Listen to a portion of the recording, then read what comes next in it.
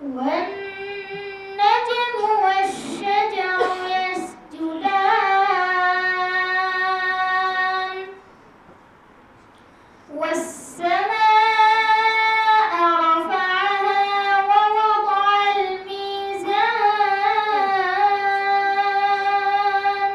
আমরা এমন এক প্রতিষ্ঠানে দাঁড়িয়ে আছি যে প্রতিষ্ঠানের ছাত্ররা চোখের আলোতে দেখে না, কিন্তু তাদের অন্তর কোরআনের আলোয় আলোকিত।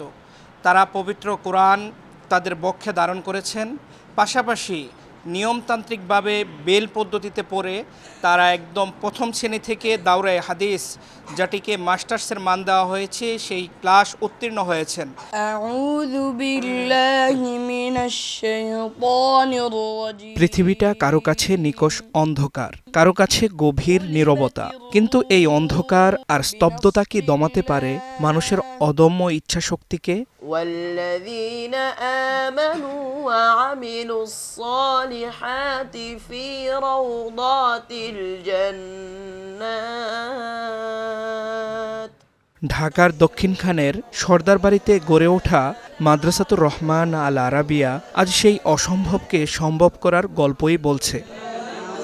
এখানে চোখের আলো নেই, কিন্তু অন্তরে আছে কোরআনের নূর। কানে শোনার ক্ষমতা নেই, কিন্তু আত্মায় আছে প্রভুর ডাক। কুল হুয়াল্লাহু আহাদ।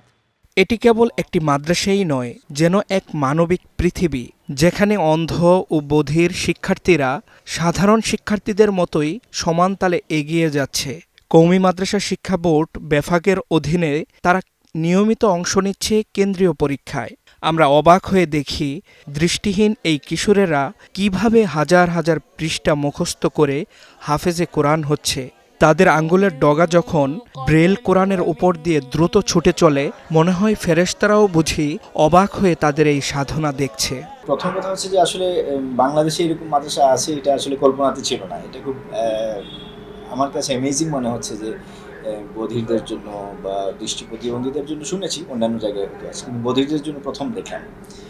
তাদের জন্য কোরআন নতুন করে ছাপা করে নিয়ে আসা হচ্ছে সাইন ল্যাঙ্গুয়েজে, বধিরদের এই দৃষ্টি প্রতিবন্ধীদের জন্য ব্রেইল পদ্ধতিতে, এবং তারা বেশ সফল। বাংলাদেশের এই অবহেলিত এই যে স্পেশাল মানুষগুলো আছে, তাদের জন্য মাদ্রাসা কেন্দ্রিক কাজ হচ্ছে, দিনই কেন্দ্রিক কাজ হচ্ছে, এটা খুব আসলে আনন্দের বিষয়। এদেরকে একসাথে রাখাটা বড় সমস্যা। চক্ষুষ্মান এদের ফিলিংস একরকম, অন্ধ তাদের ফিলিংস আরেক রকম, বধিরদের ফিলিংস আরেক রকম। আমি যদি এরকম একটা সিস্টেম করতে পারতাম যে এই ভবন যেটা আছে এটার পাশাপাশি একটা শুধু অন্ধদের জন্য একটা ভবন, আর এই পাশে শুধু বধিরদের জন্য একটা ভবন, যেখানে তারা থাকবে আলাদা, পড়বে আলাদা, অন্ধরাও থাকবে আলাদা, পড়বে আলাদা। এখন তো একই জায়গার ভিতরে থাকতেছে, যেই রুমে ওই রুমে পড়তেছে।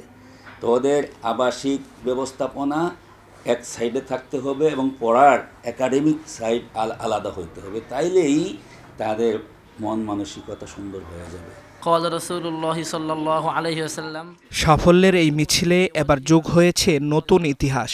এই মাদ্রাসা থেকে দুজন দৃষ্টিহীন অদম্য মেধাবী ছাত্র এবার কওমি শিক্ষার সর্বোচ্চ স্তর দাওরায়ে হাদিস বা মাস্টার্স পরীক্ষায় অংশ নিচ্ছে। পুরস্কার হিসেবে তাদের জন্য অপেক্ষা করছে জীবনের পরম পাওয়া পবিত্র ওমরা পালন।